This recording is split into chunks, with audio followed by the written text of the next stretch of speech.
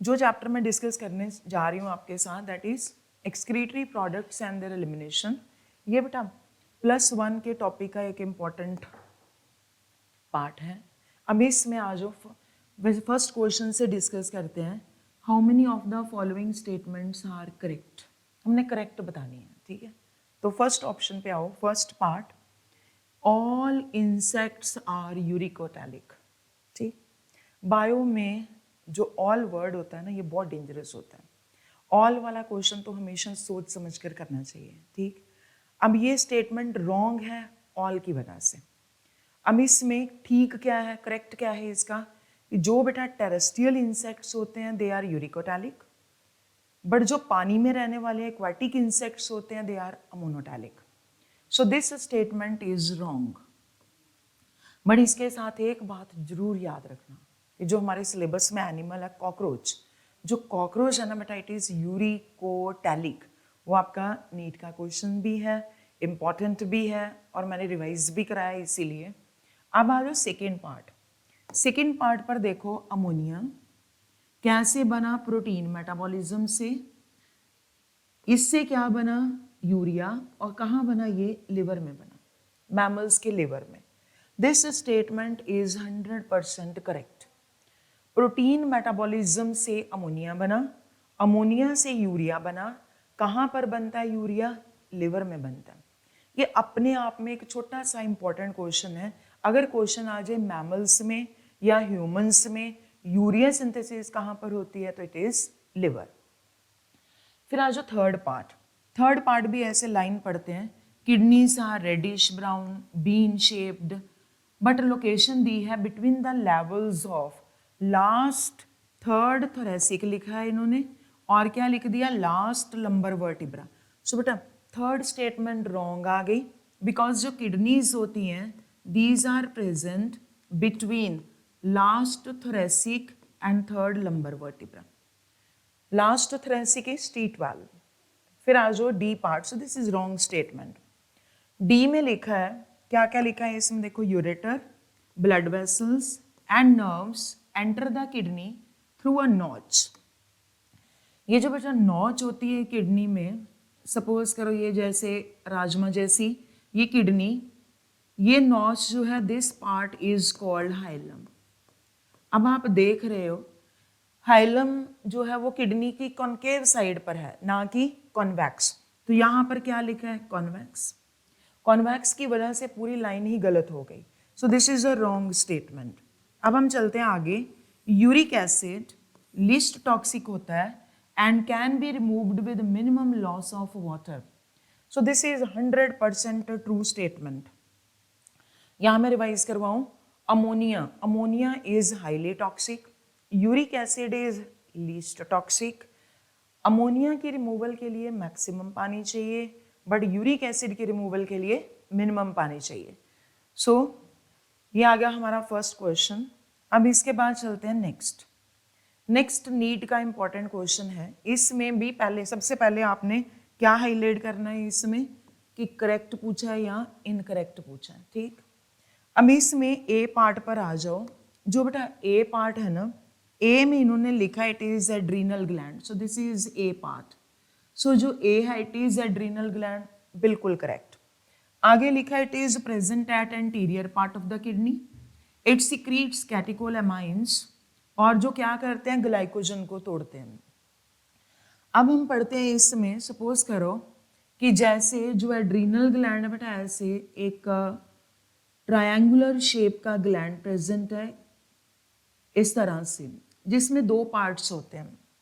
Adrenal gland का जो outer part है ना, outer part of the adrenal is called adrenal cortex, और इसका जो इनर पार्ट होता है this is called adrenal medulla.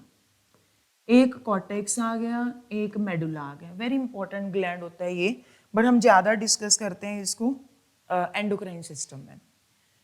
जो बेटा मेडुला होता है ना, it secretes hormones which are called catecholamines. Catecholamines जो होते हैं these are called emergency hormones या हॉर्मोन्स ऑफ फाइट और फ्लाइट। ये दो हॉर्मोन्स हैं हमारे पास।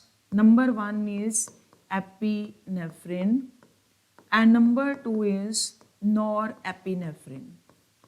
Norepinephrine. So these are the two hormones which together are called catecholamines. एक और important difference डिस्कस जरूर करते हैं, ठीक है। जो कॉर्टेक्स है ना बेटा, कॉर्टेक्स के जो हॉर्मोन्स होते हैं इनकी केमिकल नेचर होती है steroid. So these are the steroid hormones. But जो मेडुला होता है ना, मेडुला के दो हॉर्मोन्स हैं, epinephrine and norepinephrine, which together are called catecholamines. But बेटा ये जो हॉर्मोन्स होते हैं these are amino acid derivatives. These are amino acid derivatives. कौन से अमाइनो एसिड से डिराइव हुए? These are derived from tyrosine. तो अमाइनो एसिड कौन सा है? It is tyrosine. तो अगर ऐसे आ जाए लाइन, है ना, ऑल मैंने बोला पहले ध्यान से करना. All the hormones of adrenal cortex are steroids. Wrong statement है.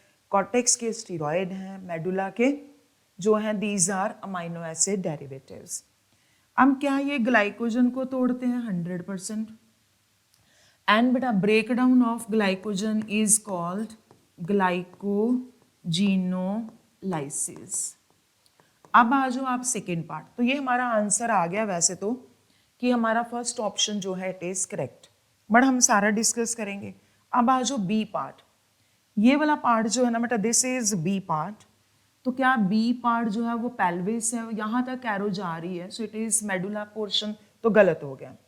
सी में लिखा है मेडुला इज इनर जोन, सही बात है. एंड कंटेन्स कंप्लीट नेफ्रॉन, बिल्कुल गलत. डी में लिखा है कॉर्टेक्स बाहर वाला पार्ट है, but do not contain any part of the nephron, again 100% wrong. तो यहाँ पर एक इंपॉर्टेंट पॉइंट, ये थर्ड और फोर्थ ऑप्शन को लेके एक इंपॉर्टेंट पॉइंट डिस्कस करते हैं. देखो बेटा, Malpighian body plus PCT plus DCT, these are the parts which are exclusively present in cortex. Which are exclusively present in the cortex. ये इसको हाईलाइट करो. कौन कौन से पार्ट्स हैं which are exclusively present in the cortex? Malpighian body, PCT and DCT. अब हमारा question है अगला कि what is Malpighian body. Malpighian body जो है इसमें दो पार्ट्स आ जाएंगे. Number 1 is Bowman's capsule and number 2 is glomerulus. Bowman capsule के अंदर जो कैपिलरी नेटवर्क होता है ना बेटा, that is called glomerulus. So भूलना मत, which parts are exclusively present in the cortex? Malpighian body, PCT and DCT. But again, मैं बार बार ही बोलूँगी, बायो में वर्ड्स पर फोकस करना है. हमारा क्वेश्चन 4 नंबर का सिर्फ अगर इसी वजह से गलत हो जाए कि हमने पूरी स्टेटमेंट ध्यान से नहीं पढ़ी, हमारा ध्यान भटक गया, तो क्या फ़ायदा हुआ बेटा. 4 नंबर बहुत बड़ी चीज़ है हमारे लिए. अब यहाँ देखो, ह्यूमन बॉडी में मैंने क्या लिखा है यहाँ पर? Malpighian body. Malpighian body is also called renal corpuscle. यहाँ मालफिजियन बॉडी लेनी है, बट आप सबने नाम सुना है मालफिजियन टिब्यूल का भी. बट बेटा जो मालफिजियन टिब्यूल्स होती हैं these are excretory structures of cockroach. तो मालफिजियन टिब्यूल कॉकरोच में लेना है, मालफिजियन बॉडी ह्यूमन में. फिर आ जाओ next question, which of the following statement. अब इसमें हमने बताना है, अगेन बेटा हम पहले हाईलाइट करेंगे, क्या बताना है? करेक्ट बताना है. फर्स्ट पार्ट देखो इसका, ये बेटा बेसिक पॉइंट बना के याद करो, ठीक है. बेसिक है तो आपको आता ही है. नाउ सपोज करो this is loop of Henle. Loop of Henle की 2 लिम्स होती हैं, one is descending and the another one is ascending.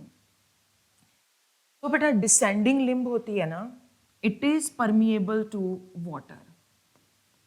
यहां से वाटर जो है वो बाहर आ रहा है, और जो असेंडिंग लिम्ब होती है it is permeable to electrolytes. So इसमें से NaCl बाहर आया। डिसेंडिंग लिम्ब में से पानी बाहर निकलेगा तो फिल्ट्रेट अंदर जो है इसके वो हाइपरटोनिक हो जाएगा, और असेंडिंग से अगर इलेक्ट्रोलाइट्स बाहर आ जाएंगे तो फिल्ट्रेट हाइपोटोनिक हो जाएगा। अब स्टेटमेंट पढ़ के देखो, लिखा है कि ascending limb is impermeable to electrolyte, wrong, वो दिख रहा हमें it is permeable. Descending limb is impermeable to water, ये भी रॉन्ग, इम्परमिएबल दोनों में गलत हो गया। DCT is incapable of reabsorbing sodium ions, यहां पर बेटा इनकैपेबल नहीं, DCT में से बाइकार्बोनेट आयंस रीअब्सॉर्ब होते हैं। Last option is correct, nearly 99% of the filtrate is reabsorbed by renal tubules। जैसे देखो दोनों किडनीज ने मिलकर एक दिन में फिल्ट्रेट कितना बनाया, 180 लीटर पर डे। सोचो कितना काम किया किडनीज ने, टू मच वर्क है ये। 180 लीटर दोनों किडनीज के 2 मिलियन नेफ्रॉन्स ने मिलकर एक दिन में फिल्ट्रेट बना दिया 180 लीटर, ठीक है।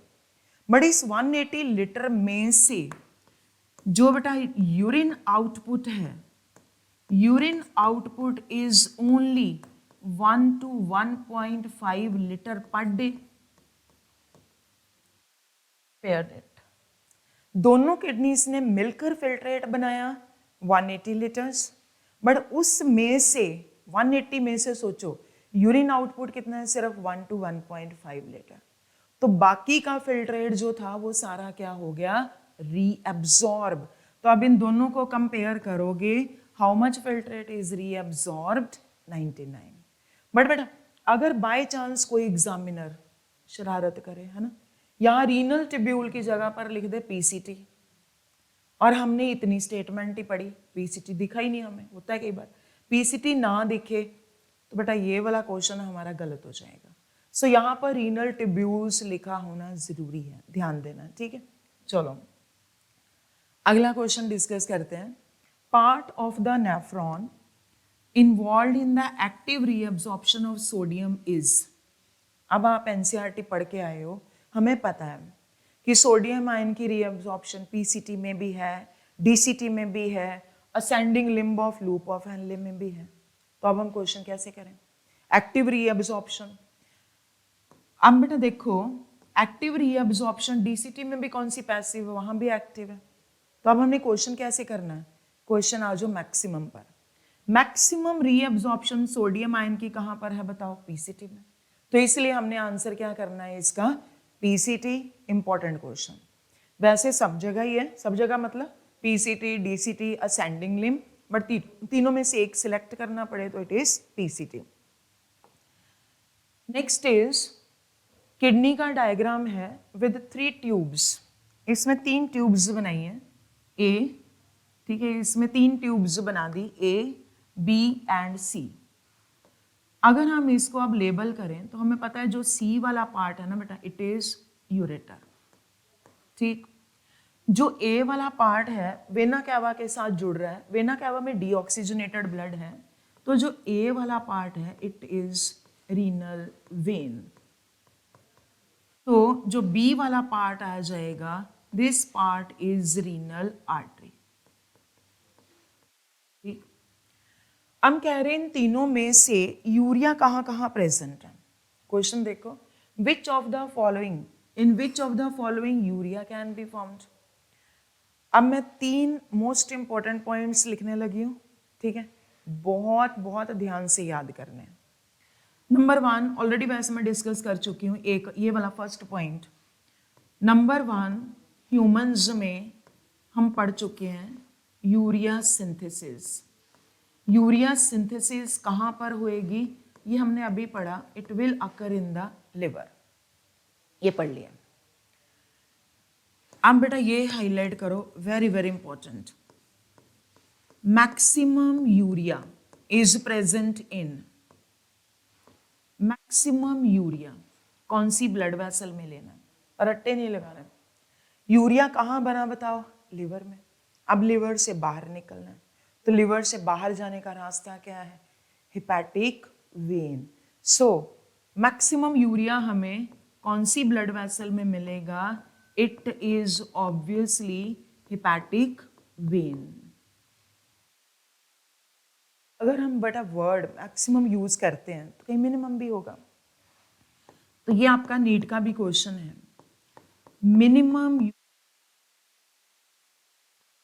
मिनिमम यूरिया इज प्रेजेंट इन, सोच समझकर मैक्सिमम यूरिया हेपेटिक वेन में आया, हेपेटिक वेन से सर्कुलेशन में आ गया, सर्कुलेशन से देखो बेटा एओर्टा, एओर्टा से किडनी के पास जाएगा, किडनी इसको फिल्टर आउट कर देगी। ठीक है, वी आर यूरियोटैलिक, हमारा major nitrogenous waste is urea. अब किडनी ने 100% रीअब्जॉर्ब तो नहीं किया, थोड़ा बहुत यूरिया अनफिल्टर्ड कहाँ पर रह जाएगा, रीनल वेन में थोड़ा बहुत। So minimum urea is present in renal vein. ये इन पॉइंट्स को आपने इग्नोर नहीं करना। These are 3 very very important points. Number 1, first पर आ जाओ।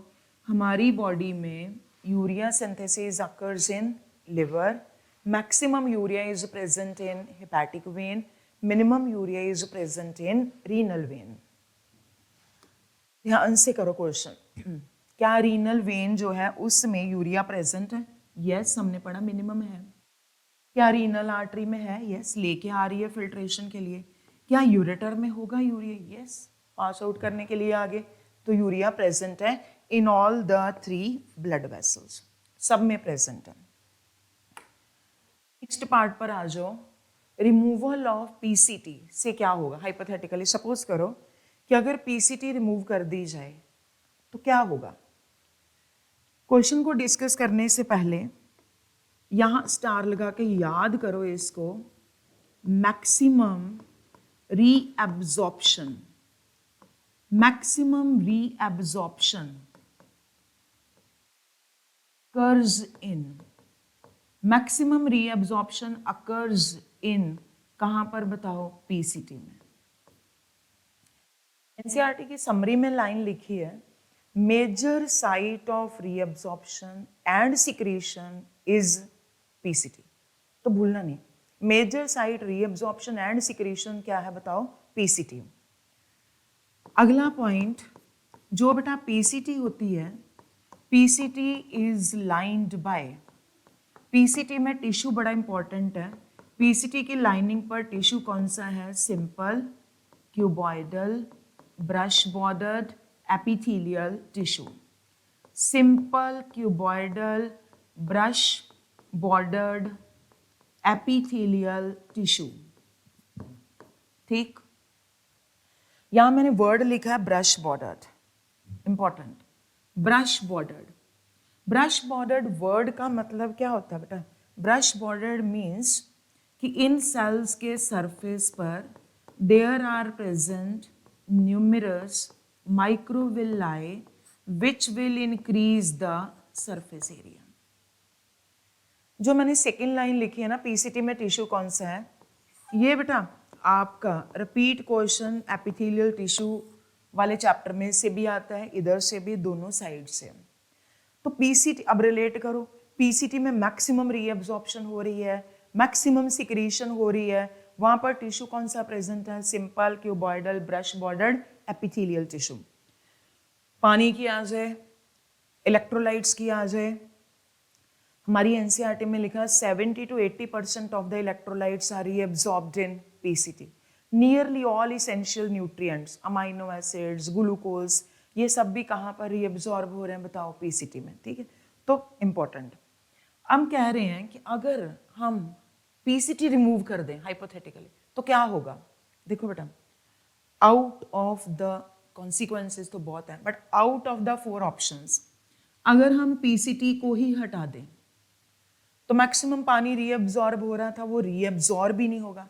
अगर वाटर रीअब्सॉर्ब नहीं होगा तो वाटर यूरिन के साथ पास आउट होना शुरू हो जाएगा, जिसकी वजह से क्या होगा?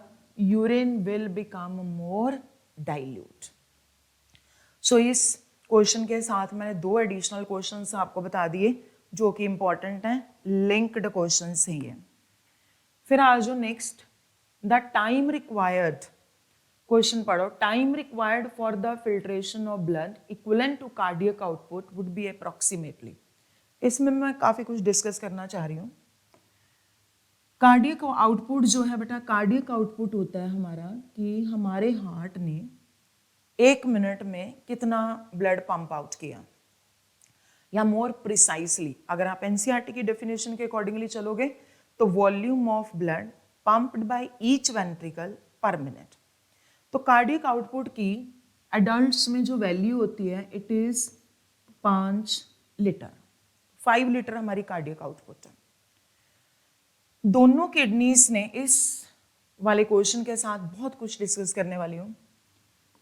देखो बेटा, 1100 से 1200 ml ऑफ द ब्लड, 1100 से 1200 ml ब्लड इज फिल्टर्ड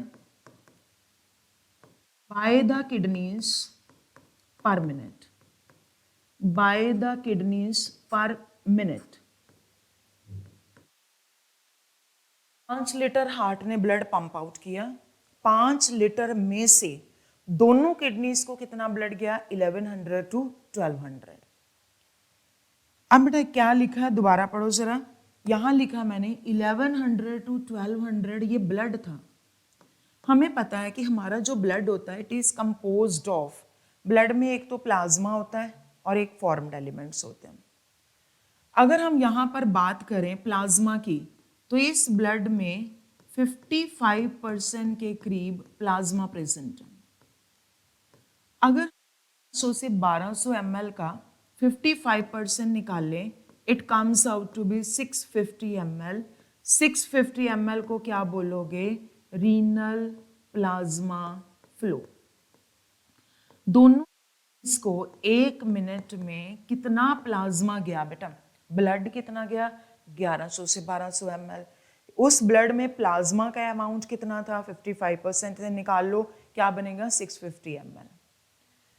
अब बेटा इस 650 ml में से देखो GFR, ग्लोमेरुलर फिल्ट्रेशन रेट, दोनों किडनीज के 2 मिलियन नेफ्रॉन्स ने मिलकर फिल्ट्रेट कितना बनाया 1 मिनट में, इट इज 125 ml पर मिनट।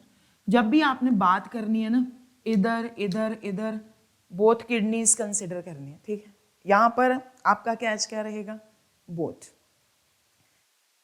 मतलब जो क्वेश्चन गलत होने के चांसेस हैं, पर किडनी नहीं लेना, बोथ लेना है हमने, ठीक है। ध्यान से सुनते जाओ बस।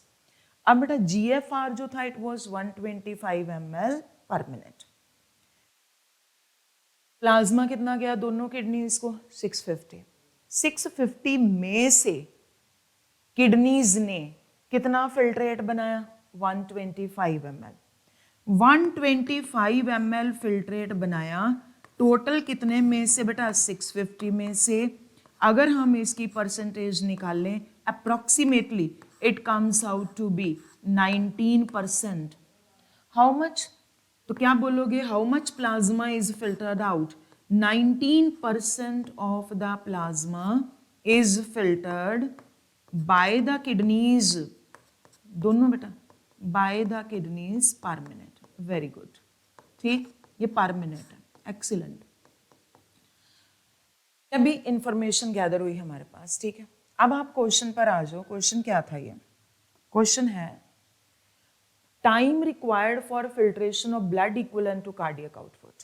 पहली लाइन पर आ जाओ बेटा, first line, 1100 to 1200 ml of the blood is filtered by the kidneys in 1 minute. 1 minute में 1100 से 1200 ml है, ठीक।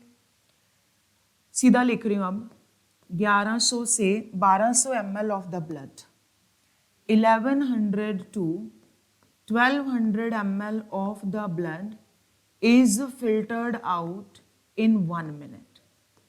तो बेटा हमारा कार्डियक आउटपुट कितना है, it is 5 litre.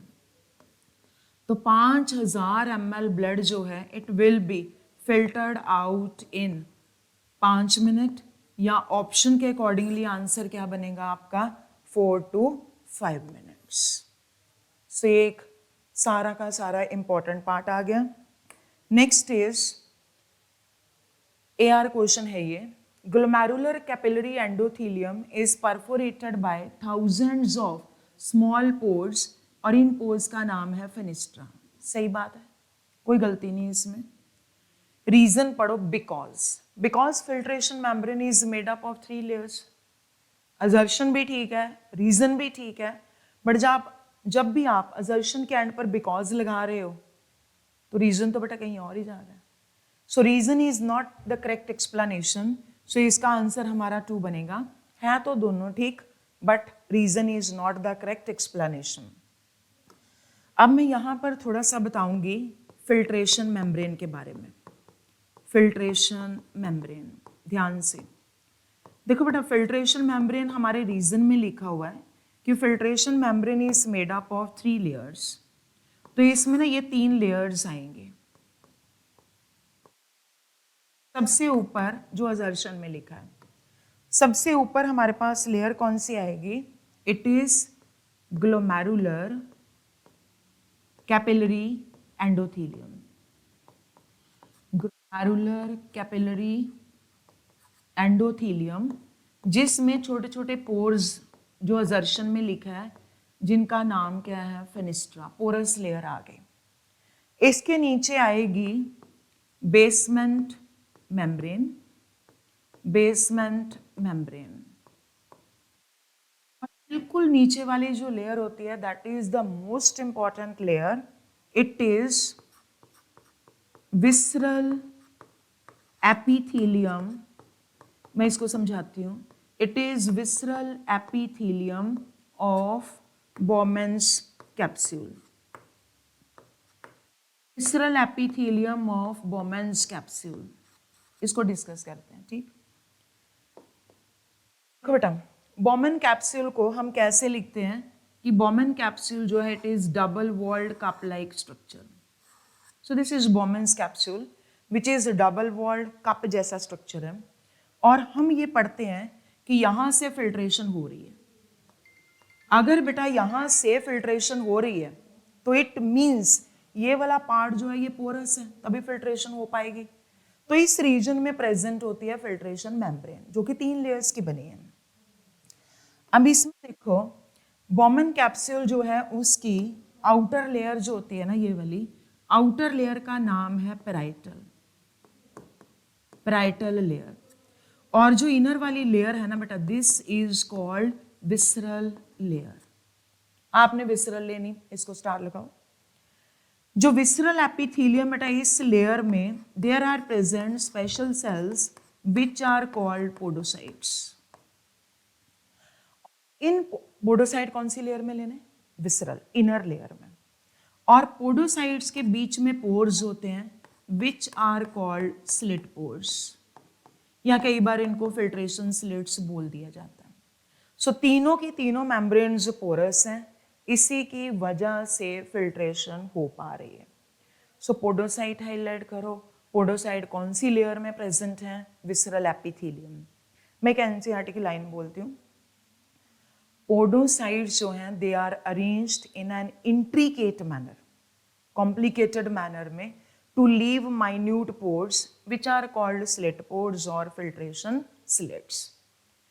Next question जो है इट इज, अब आ जाओ आगे, इसको डायग्राम ड्रॉ करते हैं। ठीक है, 2 हम कैप्सूल्स बनाते हैं। ये बेटा बॉमेन्स कैप्सूल आ गया एक, और ये आ गया दूसरा बॉमेन कैप्सूल। के करो। अब इसमें देखो बेटा, सपोज करो हमें पता है कि इनके आसपास ये सारा कैपिलरी नेटवर्क है, ये सारा ब्लड का नेटवर्क बना हुआ है। This is all capillary network. So ये वाला पार्ट क्या है? These are blood capillaries. अब आप क्वेश्चन पर चलो। कह रहे एक था सब्सटेंस एक्स, सब्सटेंस एक्स आया, फिल्टर आउट हुआ। सो ये जो सब्सटेंस था ना बेटा एक्स आ गया इधर। अब इस रीजन से यहां से नीचे आगे यूरिन आउटपुट। कह रहे एक्स आया तो था फिल्ट्रेट में, बट यूरिन में डिटेक्ट ही नहीं हुआ। अगर बेटा एक्स यूरिन में डिटेक्ट नहीं हुआ तो इसका मतलब एक्स सारा का सारा ब्लड में चला गया। It is 100% रीएब्सॉर्ब्ड।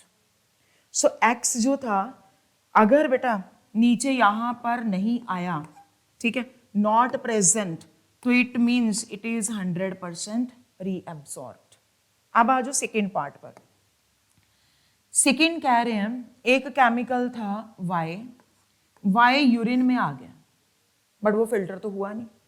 वाई फिल्टर नहीं हुआ, यहां से फिल्ट्रेट में नहीं आया, बट यूरिन में आ गया, तो इट मीन्स जो वाई था वो क्या होगा बेटा, वाई सिक्रीट हुआ। सो वाई जो था वो सिक्रीट होकर यूरिन में आ गया, एक्स जो था वो पूरी तरह से रीअब्सॉर्ब हो गया। तो इसका आंसर देखो अब क्या बनना चाहिए, X is totally reabsorbed and Y जो था इट इज एक्सक्रीटेड थ्रू किसके बताओ, ट्यूबुलर सिक्रीशन से। तो एक तो इस तरह का क्वेश्चन है। नेक्स्ट क्वेश्चन पर आ जाओ, which of the following is incorrect regarding, regarding है बेटा कलेक्टिंग डक्ट। फर्स्ट पार्ट पर आ जाओ, पहला तो आपको पता ही है ना, जो कलेक्टिंग डक्ट है it extends from cortex to medulla, तो फर्स्ट इज रॉन्ग।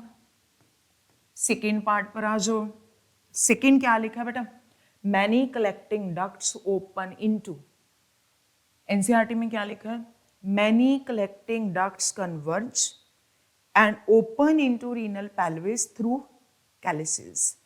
लाइनें याद करते हैं, ठीक है। अब सपोज करो बेटा जैसे ये किडनी है,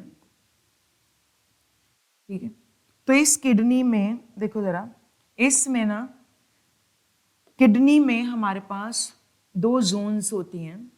outer part of the kidney is called cortex, थोड़ा सा रफ बना रही हूँ, and the inner part of the kidney is called medulla, ठीक है। आउटर पार्ट कॉर्टेक्स आ गया और इनर पार्ट इसका मेडुला आ गया।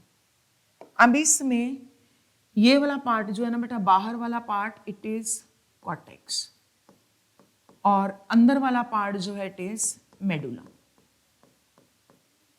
यहाँ इंपॉर्टेंट पार्ट क्या है, यहाँ देखो कुछ पार्ट है कॉर्टेक्स का जो दो पिरामिड्स के बीच में जा रहा है, पार्ट ऑफ द कॉर्टेक्स जो एक्सटेंड कर रहा है between two pyramids, and this part is called, इसको स्टार लगा के याद करो अब, this is called renal column of Bertini, renal column of Bertini, so भूलना नहीं।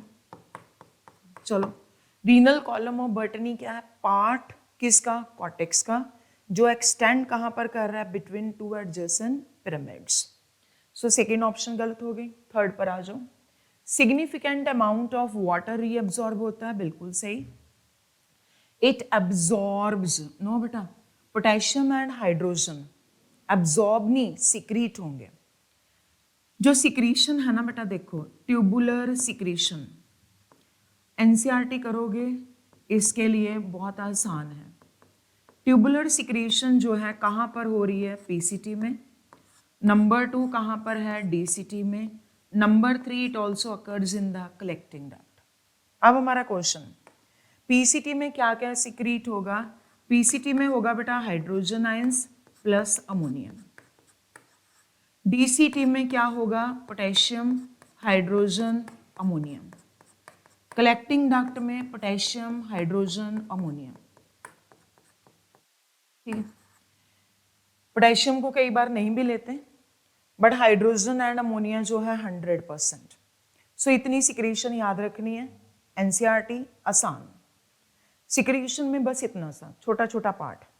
नेक्स्ट पार्ट पर आ जाओ, the osmolarity from outer to inner medullary interstitium को मेंटेन कौन करता है, मेंटेन ऑब्वियसली बेटा इधर देखो कौन मेंटेन करेगा, there are present two limbs of loop of Henle, descending and ascending, और इसके बिल्कुल parallel there are present two limbs of vasa recta. Vasa recta basically it is a capillary network around the loop of Henle. So ये जो part है ना बेटा, this is vasa recta. Vasa recta capillary है तो इसमें blood होगा, सो इसमें ब्लड के फ्लो की जो डायरेक्शन है इट इज ये इस तरह से बेटा लूप ऑफ हेनले के ऑपोजिट होती है। सो जब हम कॉर्टेक्स में देखते हैं ना, कॉर्टेक्स ये एनसीईआरटी के डायग्राम में लिखा हुआ है, करें ऑस्मोलैरिटी की, तो ऑस्मोलैरिटी जो है इन कॉर्टेक्स, कॉर्टेक्स में ऑस्मोलैरिटी होती है बेटा 300 मिली ऑस्मोल पर लीटर। अगर हम बात करें आउटर मेडुला की, तो आउटर मेडुला की जो ऑस्मोलैरिटी होती है इट इज 600 मिली ऑस्मोल पर लीटर। और अगर हम बात करें इनर मेडुला की, तो एज पर NCERT it is 900 to 1200 milli osmoles per litre. तो आप नोटिस करो, जब हम कॉर्टेक्स से मेडुला पर जा रहे हैं तो ऑस्मोलैरिटी 300 से 1200 इंक्रीज हो गई, 1200, 4 टाइम्स इंक्रीज हो गई। तो कह रहे क्या रीजन है? Number 1, close proximity between Henle's loop and Vasa रेक्टा, yes it is close proximity. Number 2, counter current mechanism, yes. Counter current का मतलब ही क्या है? काउंटर करंट है flow in the opposite direction, क्या नहीं बेटा?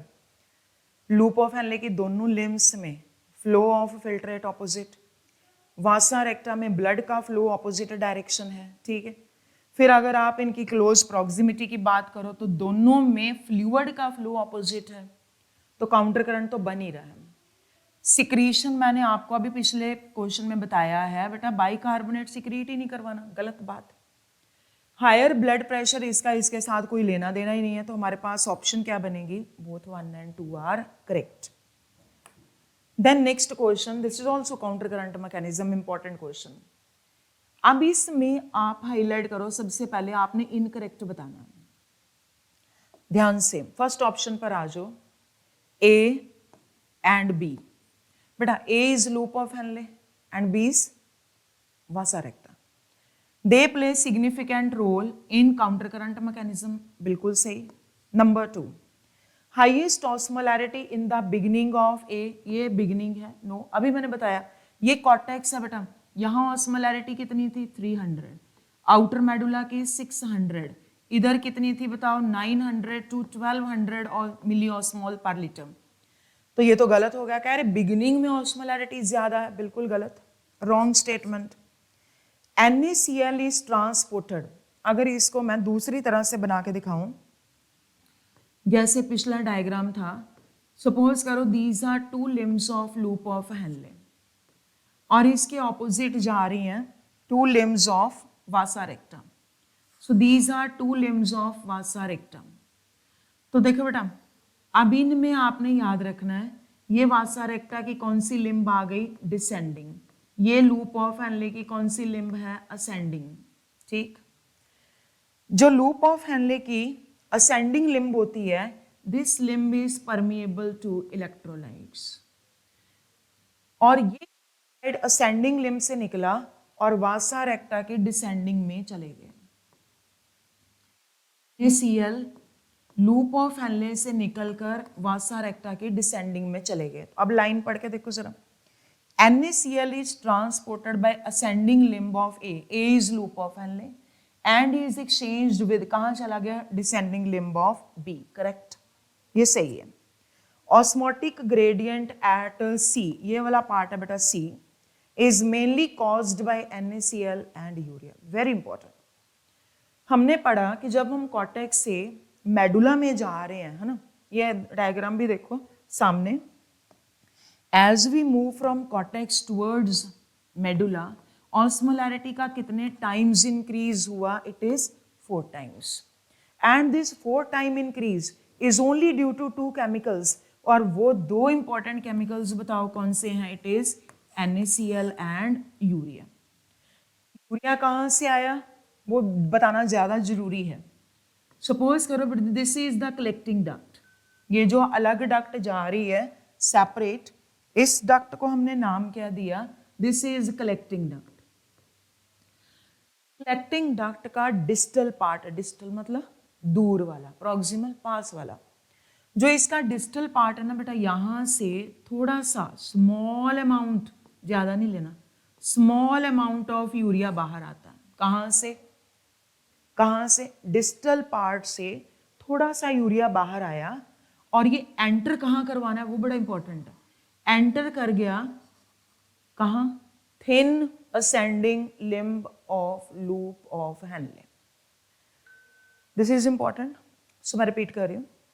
कलेक्टिंग डक्ट के लोअर पार्ट, लोअर दूर वाला डिस्टल पार्ट से थोड़ा सा यूरिया बाहर आया, बट वो यूरिया एंटर कहाँ कर गया? Thin ascending limb of loop of Henle. इधर देखो, फिर गया, फिर वापस आया, फिर थोड़ा आ गया.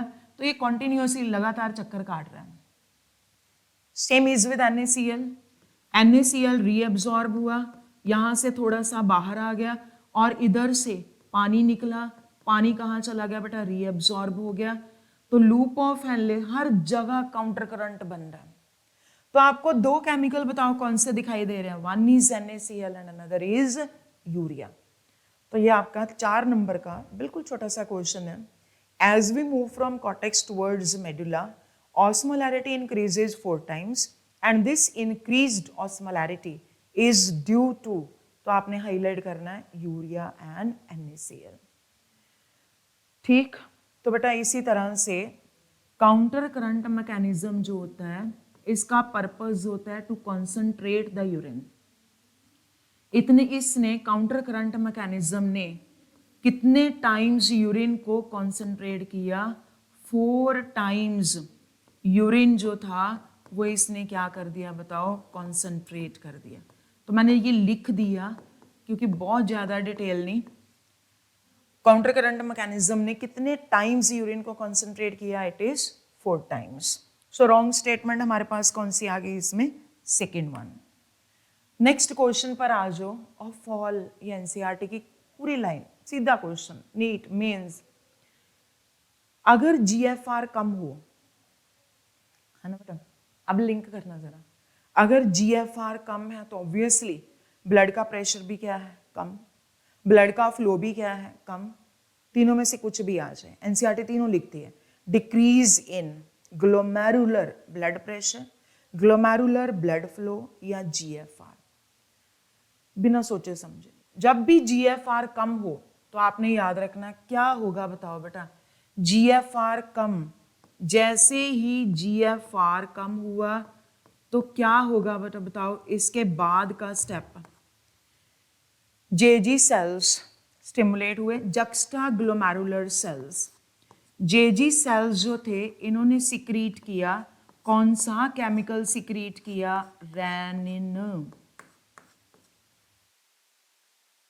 बायो में ना बेटा स्पेलिंग बहुत इंपॉर्टेंट होते हैं ना, इंग्लिश की तरह. क्या करें, बायो में कुछ वर्ड्स होते हैं जिनके स्पेलिंग मिलते जुलते होते हैं.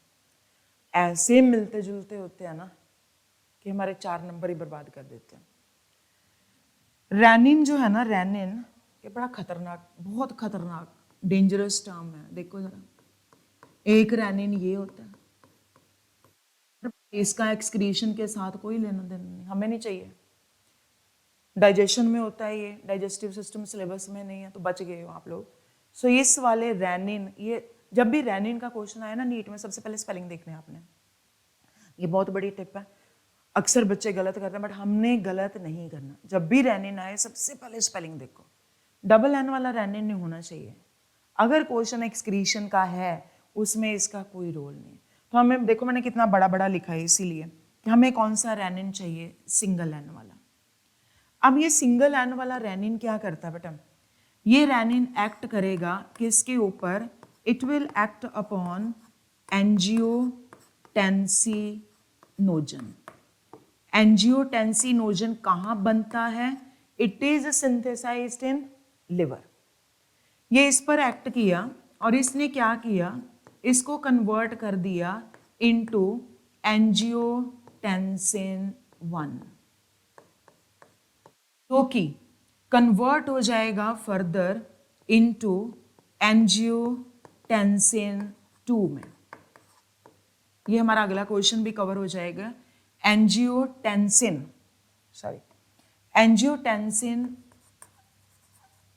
2 में कन्वर्ट होएगा बेटा. ठीक है, एंजियोटेंसिन 2.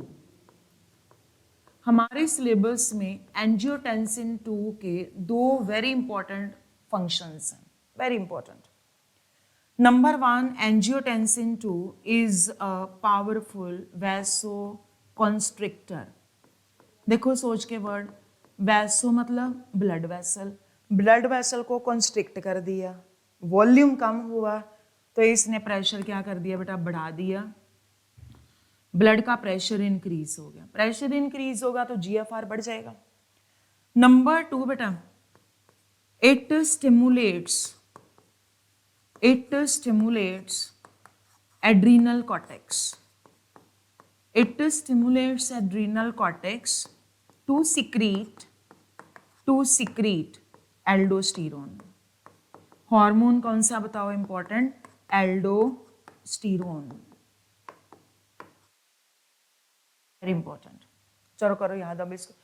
अब जीएफआर कम हुआ तो जीएफआर कम होने से क्या होगा बताओ, जेजी सेल्स ने रेनिन सिक्रेट किया, रेनिन एंजियोटेंसिनोजन पर एक्ट करेगा, एंजियो मतलब फंक्शनल फॉर्म कौन सी आ गई, एंजियोटेंसिन 2, जो इसके दो इंपॉर्टेंट फंक्शंस आ गए, number 1 powerful vasoconstrictor and number 2 इसने एड्रीनल कॉर्टेक्स को स्टिमुलेट किया टू सिक्रीट एल्डोस्टेरोन, जिसका फंक्शन हम आगे डिस्कस करेंगे। JG cells to secrete renin, इसका सीधा आंसर है एनसीईआरटी के अकॉर्डिंगली। अब आ जाओ बेटा ये पिछले चैप्टर के साथ, क्वेश्चन के साथ, NEET 2023, how many statements are correct. Number 1 देखो, excessive loss of body fluid will switch off, नहीं बेटा ऑफ नहीं, स्विच ऑन। जब वाटर लॉस होगा ना, है ना, पानी निकलेगा बॉडी से, पानी निकलेगा, सोच के देखो, बॉडी में से जब पानी बहुत ज़्यादा बाहर चला जाएगा, ठीक है ना, तो हमारा ब्लड हाइपरटोनिक बनेगा।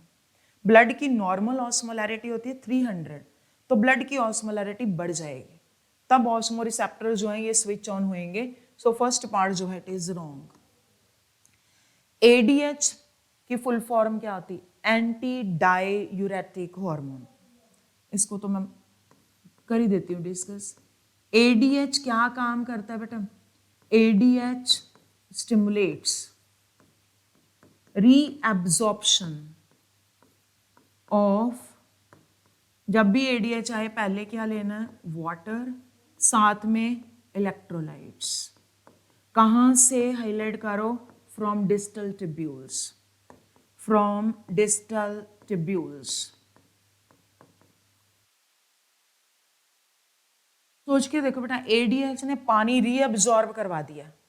डाययूरेसिस क्या होती है कि अगर हमारे यूरिन के साथ डाइल्यूट यूरिन, बहुत ज़्यादा पानी पास आउट होना शुरू हो जाए यूरिन के साथ, तो उसको क्या बोलते हैं, डाययूरेसिस। एडीएच ने ऐसा नहीं होने दिया, ADH prevents diuresis, that is called anti diuretic hormone. So ADH facilitates to prevent diuresis, बिल्कुल सही। एएनएफ, एएनएफ की फुल फॉर्म होती है atrial natriuretic factor, atrial नेट्री यूरेटिक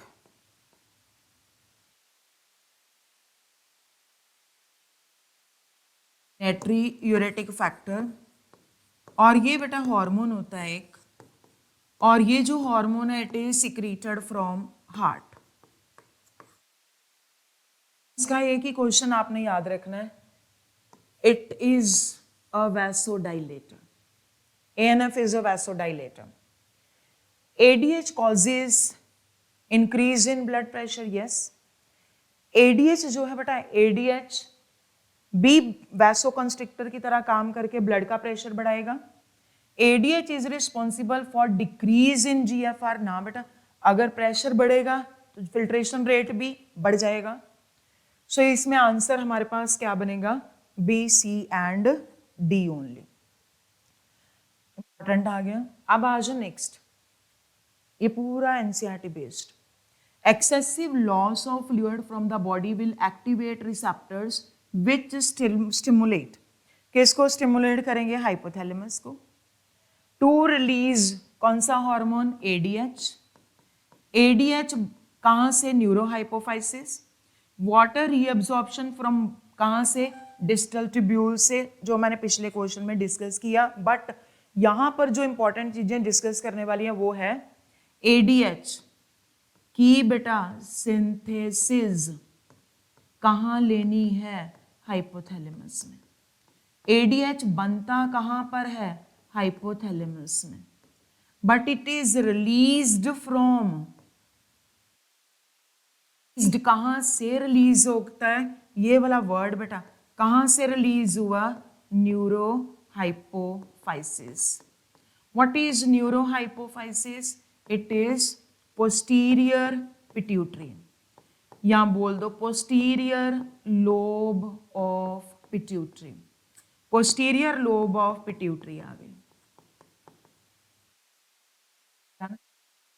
ADH का सोर्स ऑफ सिंथेसिस आ जाए हाइपोथैलेमस, बट ये देखो बेटा रिलीज कहां से हुआ जाके, neuro hypophysis from the posterior lobe of pituitary.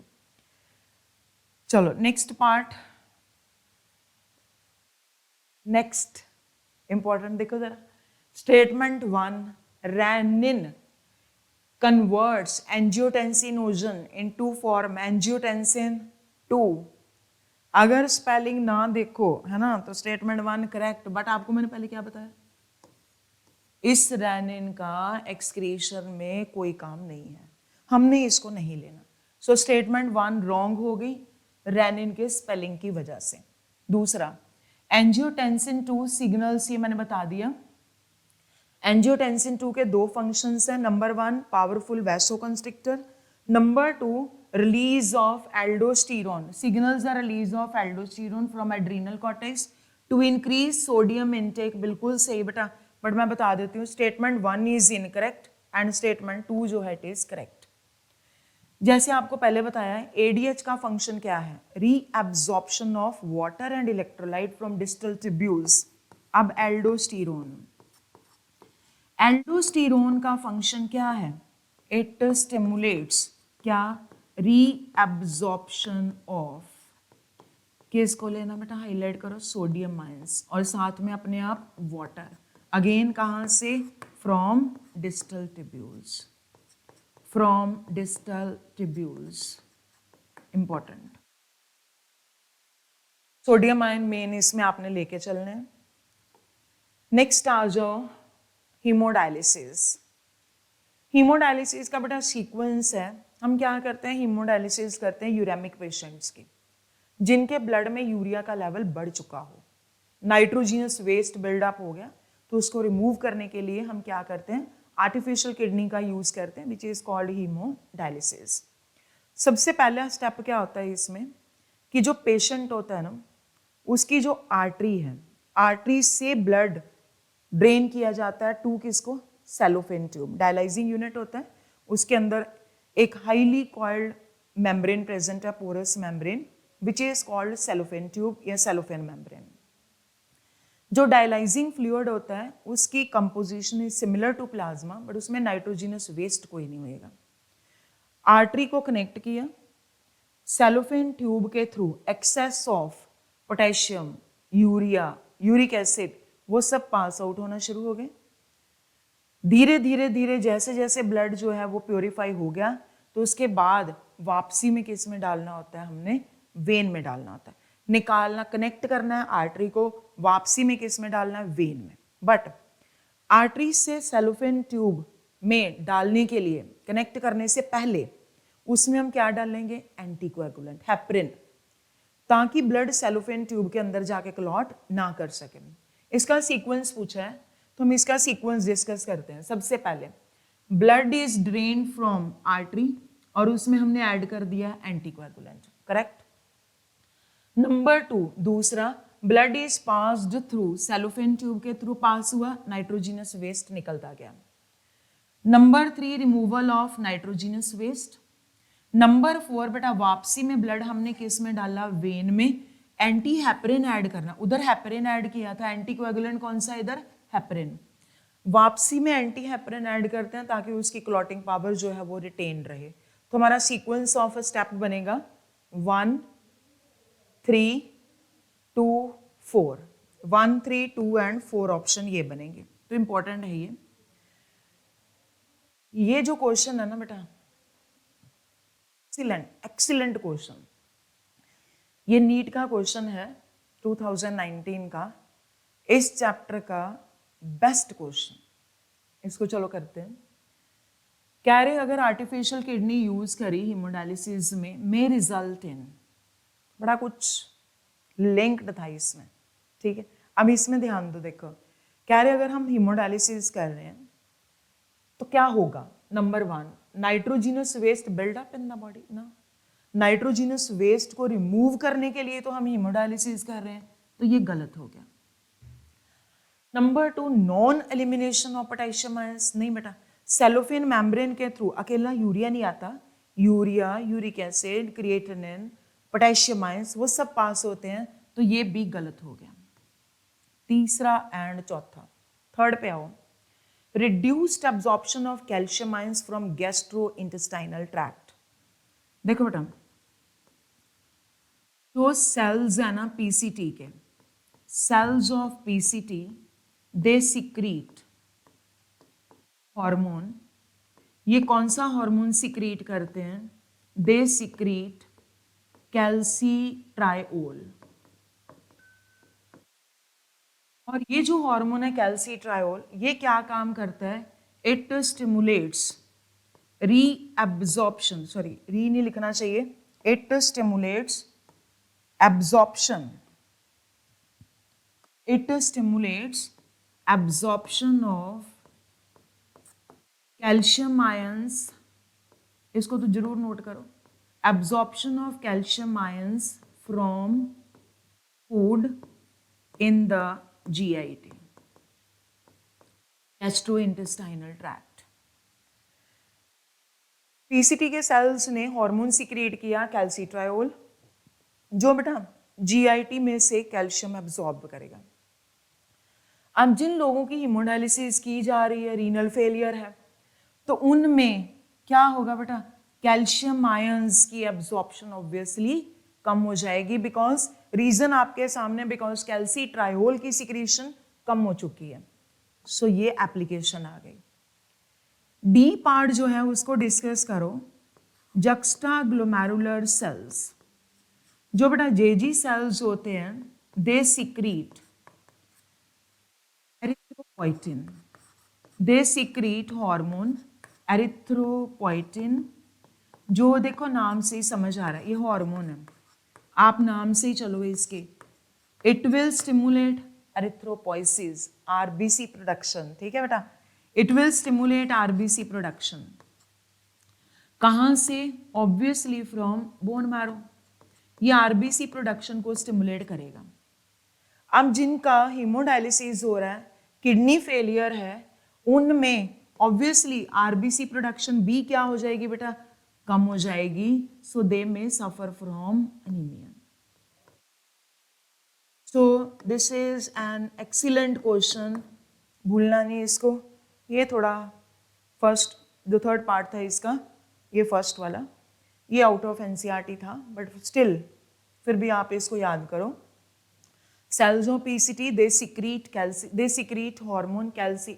एक बात और भाई, दोबारा मैं बार बार बोल रही हूँ एक ही चीज, वन वर्ड इज, एक आपको सबको ये पता है, हम ये पढ़ते हैं, इट इज एक हार्मोन सबने नाम सुना होता है, एंड इट इज कैल्सीटोनिन। ये कैल्सीटोनिन है बेटा, टीसीटी थायरोकैल्सीटोनिन, ये थायराइड ग्लैंड का हार्मोन है, ये कैल्सीट्रायोल है, दोनों को कंफ्यूज नहीं करना। कैल्सीटोनिन थायरोकैल्सीटोनिन थायराइड ग्लैंड से, बट कैल्सीट्रायोल जो है वो पीसीटी के सेल्स जो है वो हार्मोन सिक्रीट करेंगे।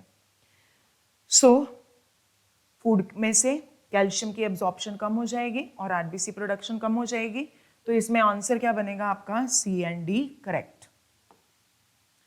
नेक्स्ट पार्ट, अगेन ये तो आपका बेटा रिपीट क्वेश्चन होता है, बार बार यही आता है, किडनी ट्रांसप्लांट के बारे में। तो किडनी ट्रांसप्लांट का ये रेपिटेशन है, ये आपको हर बार ही क्वेश्चन आ जाता है। Even if a kidney patient, आगे लिखा है, even if a kidney transplant is proper, तो recipient may need to take immunosuppression for long time. ये हमारी +2 की एनसीईआरटी में लिखा हुआ है कि हमें हर बार इम्यूनोसप्रेशन देना पड़ेगा। और this is an number of time repeated question. Organ transplantation की रिजेक्शन में कौन सा इम्यून सिस्टम इन्वॉल्व है बेटा? Cell mediated immune system, CM। Repetition, बार बार, हर बार ही आ जाता है क्वेश्चन, और यही आता है। ग्राफ्ट रिजेक्शन, चाहे किडनी आ जाए, कोई भी आ जाए, ऑर्गन ट्रांसप्लांटेशन में रिजेक्शन हो रही है, कौन सा इम्यून सिस्टम इन्वॉल्व है बताओ? CMIS, cell mediated immune response. Third पढ़ लो, बट थर्ड ऑप्शन में नहीं बनेगा। B lymphocyte are response, no बेटा। बी की जगह पर सेल मीडिएटेड इम्यून सिस्टम कौन से सेल की वजह से लेना है? T lymphocyte. This is wrong statement. Acceptance और rejection of kidney transplant depends upon specific interferons. बेटा इंटरफेरॉन का क्या लेना देना? इंटरफेरॉन हमें पता है, they are cytokine barriers, these are antiviral proteins. तो इसका इसके साथ क्या ही लिंक है बताओ? ठीक, तो डी वाला पार्ट जो है वो अनलिंक्ड है, कोई बात ही नहीं बन रही इसकी, तो इसलिए ओनली ए एंड बी वाले जो हैं दीज आर करेक्ट। ठीक, so that is all about excretory products and their elimination. Hopefully, उम्मीद है कि शायद आपको इससे बहुत ज़्यादा बेनिफिट हुआ होगा। ठीक, तो अब एक बार फाइनल रिवीजन करो and lots and lots of blessings. ठीक, all the very best, all the very best from team Helix. बहुत अच्छा शाइन करो नीट में, कोई दिक्कत नहीं आएगी। बट बायो का जो भी क्वेश्चन पढ़ना है बेटा, जो भी क्वेश्चन अटैम्प्ट करो, हार्डली एक आध मिनट ज़्यादा लगेगा। थोरो लाइंस जो हैं, लाइंस एक एक वर्ड पर फोकस करके करो। 360 का स्कोर आपका पक्का है। Wish you all the very best. Thank you so much.